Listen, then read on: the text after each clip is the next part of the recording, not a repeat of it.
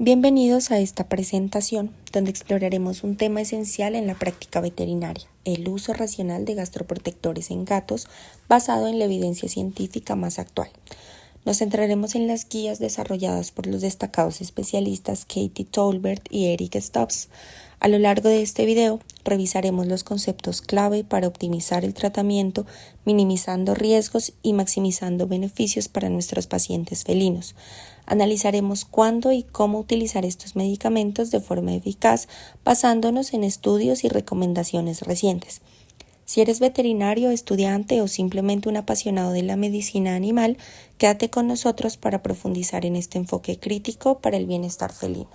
La relevancia práctica de estas guías se basa en los trastornos relacionados con la acidez, como la esofagitis y la úlcera gastroduodenal.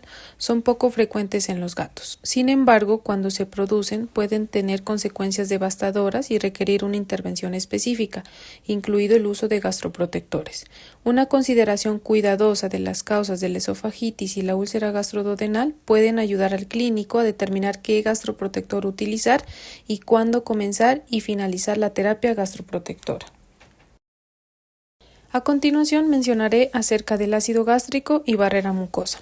El ácido gástrico desempeña varias funciones importantes para la salud, donde el bajo pH luminal creado por su secreción convierte al estómago en un entorno inhóspito para la colonización de bacterias ingeridas no deseadas y potencialmente patógenas.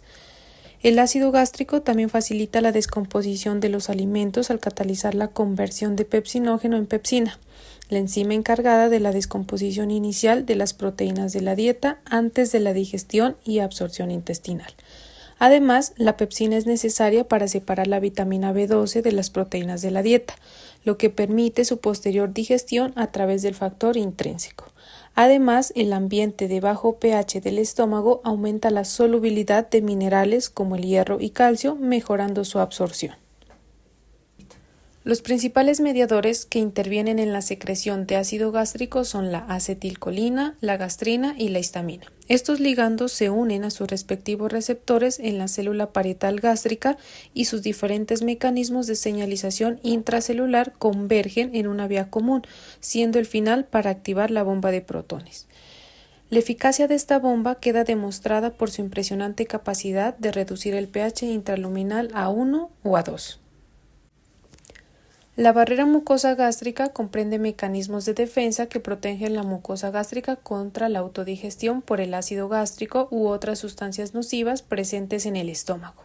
Estos mecanismos de defensa incluyen una doble capa de moco rica en bicarbonato, una sola capa de células epiteliales que expresan una carga negativa en su superficie para ayudar a repeler los ácidos y son capaces de una rápida restitución celular para ayudar a cubrir las áreas desnudadas. Prostaglandinas citoprotectoras y un abundante suministro de sangre que ayuda a una rápida reparación después de una lesión. Si bien la barrera de difusión gástrica proporciona una excelente protección local contra el ácido, los segmentos más distales del intestino tienen menos protección contra una solución de pH bajo. La entrada del contenido gástrico ácido a través del píloro estimula al páncreas y al duodeno proximal a secretar bicarbonato y moco, lo que evita la erosión y la ulceración del intestino delgado. Voy a mencionar la importancia de la gastroprotección. En la fisiología normal es inequívoca. Sin embargo, la erosión y la ulceración a menudo se desarrollan cuando existe un desequilibrio entre los mecanismos protectores proporcionados por la barrera mucosa y los agentes cáusticos como los ácidos gástricos y biliares. No solo las células epiteliales que recubren el tracto gastrointestinal serán destruidas por el bajo pH y digeridas por la pepsina, sino que los protones atravesarán el epitelio dañado y estimularán la inflamación. Al principio, la vasodilatación secundaria a la inflamación puede ser beneficiosa para aumentar la secreción de moco y bicarbonato. Sin embargo, si es grave, la respuesta inflamatoria conduce a una disminución del flujo sanguíneo y perpetúa aún más la lesión celular. Retrasar las medidas para apoyar la cicatrización de la úlcera podría provocar hemorragia y perforación gastrointestinal. Por lo tanto, es necesario eliminar la causa subyacente de la lesión, cuando sea posible, e iniciar el tratamiento con agentes gastroprotectores que sirven para proteger el epitelio dañado del contenido gástrico cáustico, ya sea aumentando el pH gástrico o reforzando la barrera mucosa gástrica. Las opciones de gastroprotección que se utilizan habitualmente incluyen supresores de ácido gástrico, citoprotectores y antiácidos. Dentro de las opciones de gastroprotección tenemos supresores del ácido gástrico. Se recomiendan como tratamiento médico de primera línea para la esofagitis y la úlcera gastroduodenal en gatos y se cree que son superiores a los demás gastroprotectores analizados en este artículo. Los supresores de ácido gástrico incluyen antagonistas del receptor de histamina, por ejemplo, famotidina, ranitidina y cimetidina, e inhibidores de la bomba de protones, donde está pantoprazol, esomeprazol, omeprazol y lansoprazol. Otra opción de gastroprotección son los antagonistas del receptor de histamina 2. Estos disminuyen la secreción del ácido gástrico al inhibir competitivamente el receptor de histamina 2 en la célula parietal en lugar de apuntar directamente a la bomba de protones. La ranitidina es un supresor de ácido gástrico ineficaz en gatos. Se cree que la cimetidina es menos potente que la famotidina y puede tener un mayor riesgo de efectos adversos. Por lo tanto, solo se recomienda el uso de famotidina en gatos cuando se desea suprimir la acidez gástrica. Al igual que la ranitidina, la famotidina tiene un efecto débil en la promoción del vaciamiento gástrico, pero se requieren dosis mayores para lograr este efecto procinético. La famotidina se puede administrar por vía oral, subcutánea o intravenosa. Cuando se administra por vía oral en dosis estándar, el fármaco no solo es un supresor de ácido gástrico relativamente débil en gatos, sino que también tiene un efecto disminuido con la administración oral repetida a lo largo del tiempo. Esto ocurre entre 2 y 3 días después de iniciar la administración oral. Por lo tanto, la famotidina administrada por vía oral es una opción aceptable solo cuando se requiere una supresión débil de la acidez o para un uso situacional de una sola vez, por ejemplo, administración preanestésica, y no se recomienda cuando se sospecha de un trastorno grave relacionado con la acidez.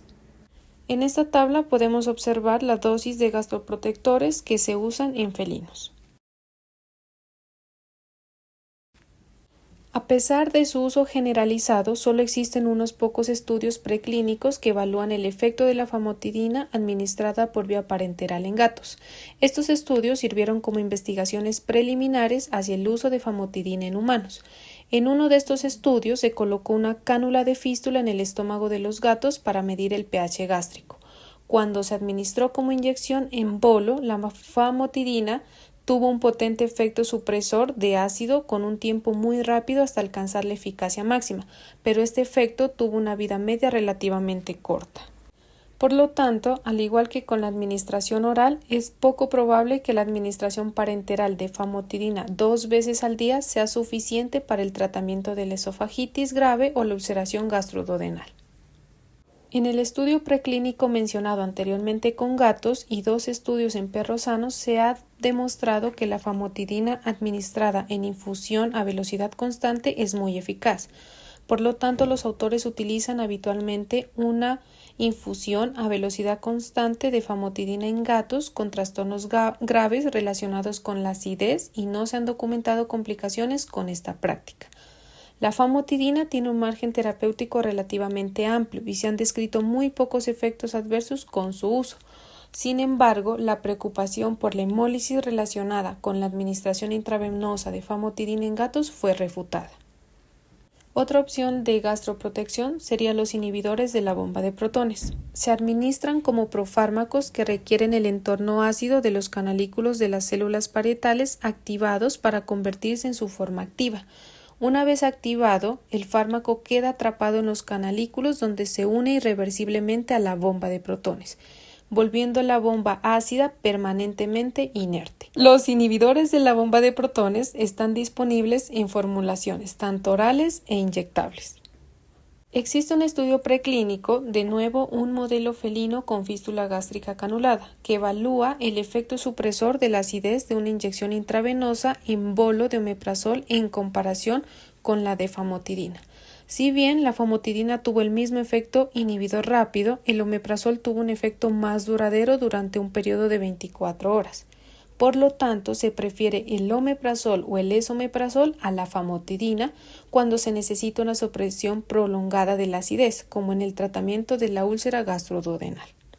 Según estudios que evalúan los inhibidores de la bomba de protones administrados por vía oral en gatos y los inhibidores de la bomba de protones administrados por vía parenteral en perros, se recomienda la administración 2 veces al día cuando se administran dosis estándar de estos.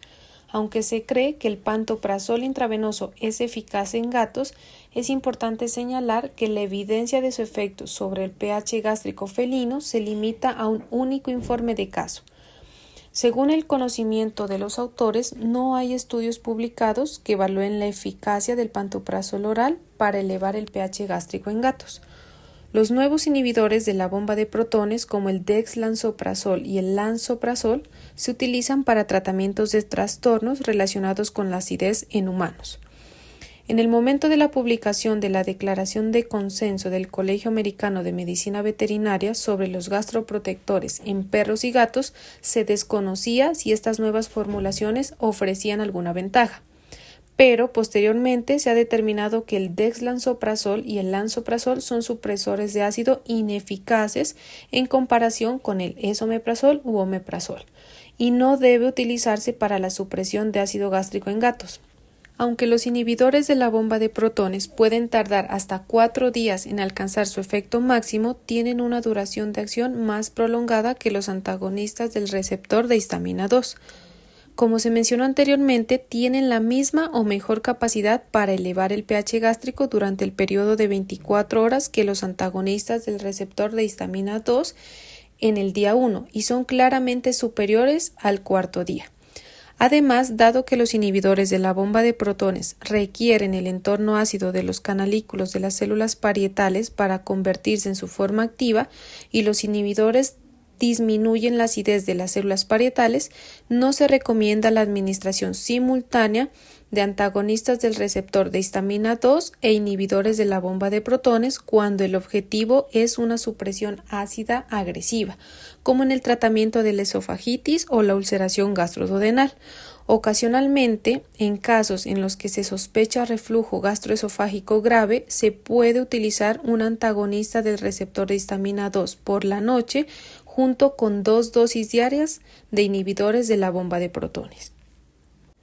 Se han descrito varios efectos adversos con el uso de omeprazol en gatos, incluida una leve alteración de la microbiota intestinal residente o disbiosis, mientras se administra el medicamento. A diferencia de lo que ocurre con los antibióticos, la disbiosis se resolverá en cuestión de días después de suspender el medicamento. Los gatos que reciben terapia con inhibidores de la bomba de protones a largo plazo, mayor o igual a 60 días, también pueden experimentar la hipersecreción gástrica de rebote si se interrumpe abruptamente el medicamento. Por lo tanto, se recomienda una reducción más gradual después del uso a largo plazo. Según estudios realizados en especies no felinas, existe la preocupación de que la administración de inhibidores de la bomba de protones en gatos también pueda reducir la absorción de otros medicamentos administrados simultáneamente que requieren un entorno ácido, como las cefalosporinas, antimicóticos azólicos y micofenolato. Además, la administración de los inhibidores de la bomba de protones puede alterar la eficacia de los fármacos administrados simultáneamente a través de la inhibición de las enzimas del citocromo P450. En particular, se pensaba que los inhibidores de la bomba de protones reducían la eficacia del clopidogrel a través de este mecanismo. Sin embargo, un estudio en perros demostró que, si bien el metabolito inactivo del clopidogrel aumentó, la eficacia no se alteró significativamente. Otra clase importante de gastroprotectores son los citoprotectores. Son aquellos que restauran la barrera mucosa gástrica a través de la citoprotección, como el sucralfato y el bario. En la acidez del estómago, el sucralfato se disocia en octasulfato de sacarosa e hidróxido de aluminio. El octasulfato de sacarosa forma enlaces estables con el exudado rico en proteínas en los sitios de úlcera, lo que sirve para prevenir la difusión de ácido a través del epitelio gastroesofágico, así como para proteger el sitio de la úlcera contra los efectos proteolíticos de la pepsina. El hidróxido de aluminio confiere una suave capacidad amortiguadora de ácidos. El sucralfato debe administrarse como una suspensión en lugar de una tableta entera con el tiempo organizado de manera de separar la administración de sucralfato de otros medicamentos que dependen de la acidez gástrica, por ejemplo, inhibidores de bomba de protones, tetraciclinas, entre otros. El sucralfato solo debe administrarse una vez que el animal esté bien hidratado y se debe tener precaución en gatos con enfermedad renal crónica, debido a la preocupación por estreñimiento, hipovolemia y como resultado exacerbación de la azotemia. El cumplimiento es un tema de preocupación, ya que muchos gatos no aceptan el sabor a tiza del sucralfato ni la necesidad de administrarlo con frecuencia. Por lo tanto, si se prevé que el cumplimiento del propietario flaqueará o si es posible administrarlo 2 horas antes o después de otros medicamentos, los autores recomendarían la terapia de inhibidores de la proteasa en lugar del sucralfato para el tratamiento de la úlcera gastroduodenal. Si bien los estudios experimentales han demostrado que el sucralfato exhibe un efecto citoprotector sobre la mucosa esofágica sana antes de la esofagitis inducida por ácido, no existen estudios que indiquen que el sucralfato exhiba los mismos medicamentos de protección cuando se aplica después de que ya se ha producido la lesión esofágica. Esto probablemente se deba al hecho de que el sucralfato requiere un entorno ácido para ejercer su mecanismo de protección. Sin embargo, a diferencia de lo que ocurre con la úlcera gastroduodenal, los autores recomiendan con más insistencia la administración de sucralfato en pacientes con esofagitis. Las extrapolaciones de la medicina humana indican que, si bien el sucralfato no afecta significativamente la tasa de curación en pacientes con esofagitis, parece ejercer un efecto calmante sobre la mucosa irritada, lo que aumenta el nivel de bienestar del paciente antes que el placebo. De todos modos, el medicamento más eficaz para tratar la esofagitis es un inhibidor de la bomba de protones. Se cree que el bario, al igual que el sucralfato, ejerce efectos protectores de las mucosas y tiene propiedades hemostáticas. Sin embargo, hasta donde saben los autores, no existen estudios que evalúen el uso del bario en el tratamiento del sangrado gastrointestinal en gatos. En los seres humanos, el bario es eficaz para tratar el sangrado gastrointestinal inferior, aunque los riesgos de su administración a un paciente con vómitos, es decir, neumonía por aspiración mortal, deben sopesarse frente a los posibles beneficios. Otra opción de gastroprotección son los análogos de prostaglandinas misoprostol. Las prostaglandinas endógenas ayudan a mantener un tracto gastrointestinal saludable al estimular la secreción de moco rico en bicarbonato, mejorando el flujo sanguíneo de la mucosa y promoviendo la renovación epitelial.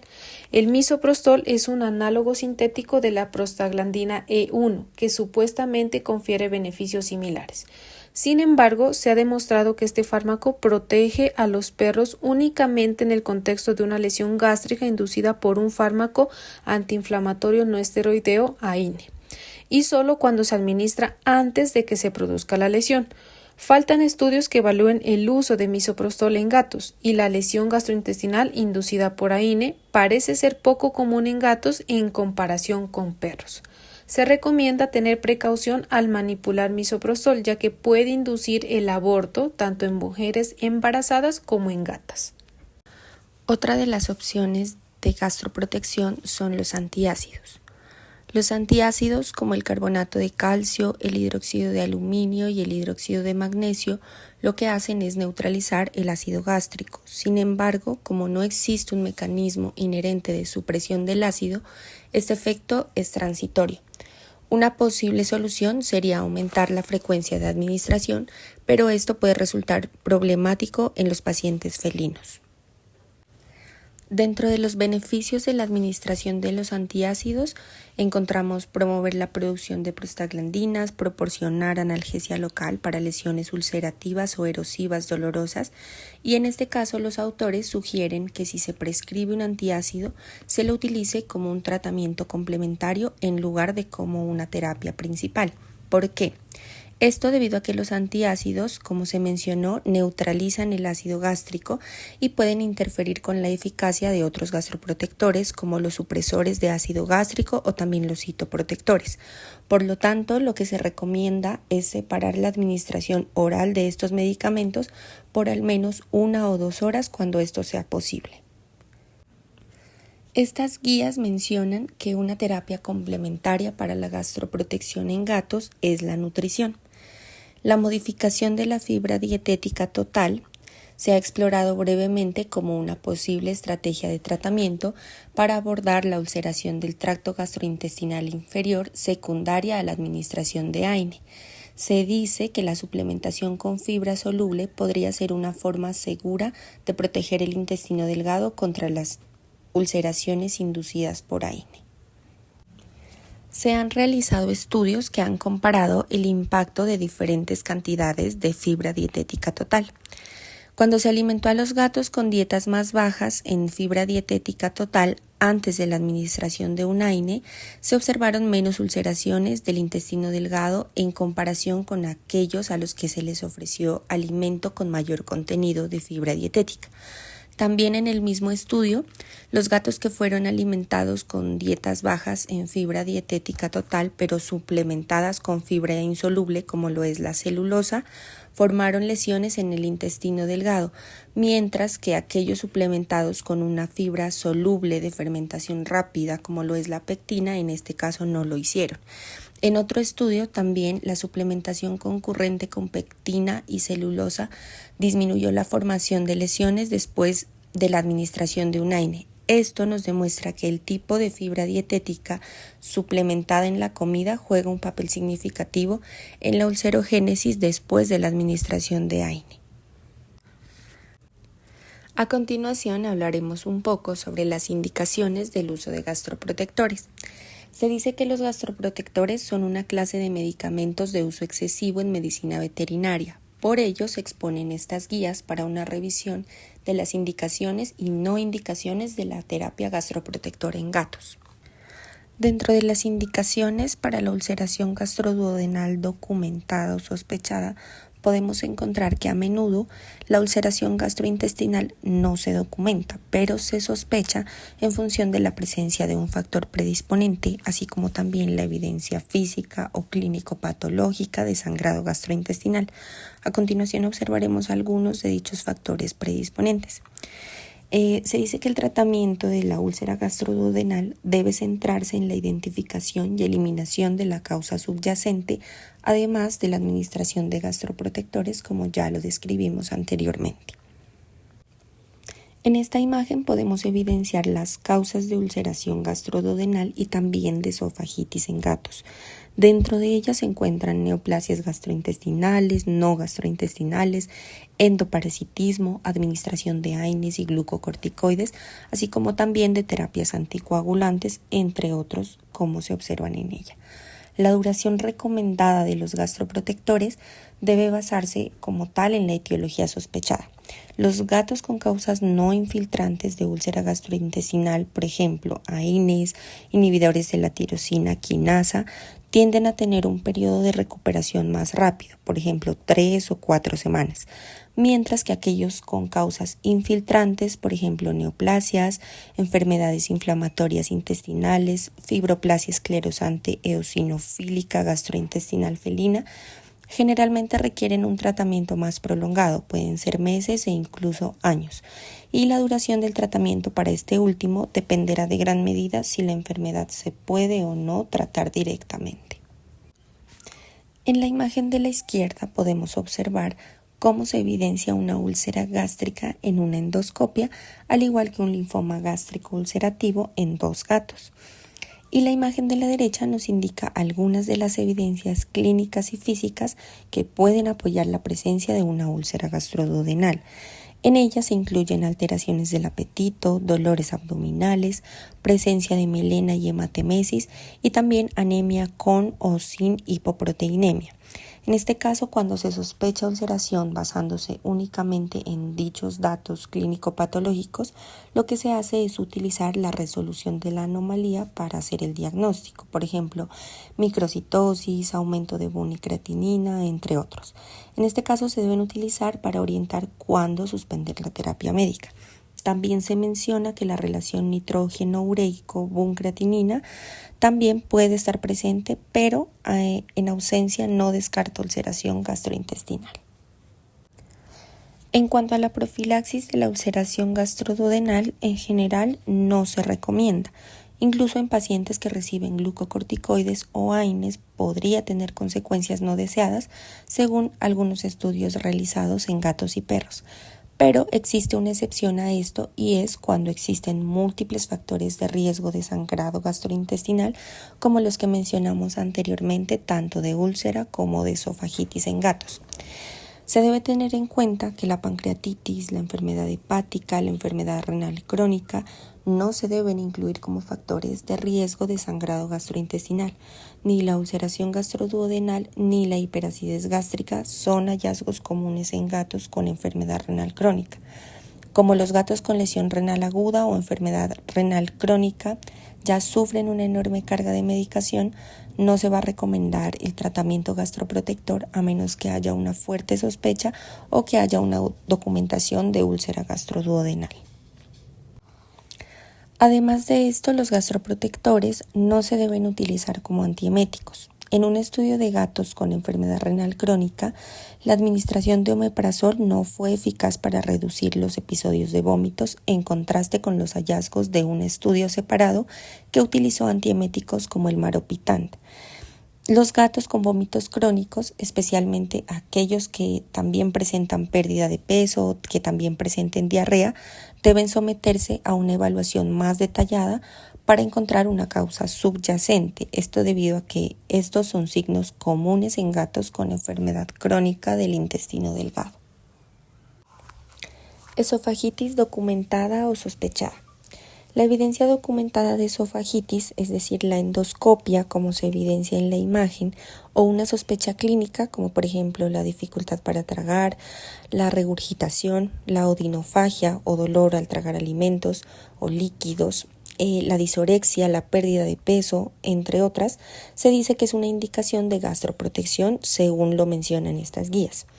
Al igual que en el caso de la ulceración gástrica, la etiología de la esofagitis, como observamos en el cuadro indicado hace un momento, va a determinar la duración del tratamiento. Se dice que la esofagitis aguda y grave en gatos disminuye la peristalsis normal, reduce la presión del esfínter esofágico y acorta la longitud del esófago. Por lo tanto, en estos casos se debe considerar la terapia procinética además de la gastroprotección. La terapia procinética consiste en la administración de fármacos procinéticos que se prescriben con la finalidad de mejorar el vaciamiento gástrico. Al igual que con la ulceración gastroduodenal, se deben tomar medidas para identificar una causa desencadenante de la esofagitis, esto con el fin de evitar el uso prolongado de los supresores de ácido. Profilaxis de la esofagitis.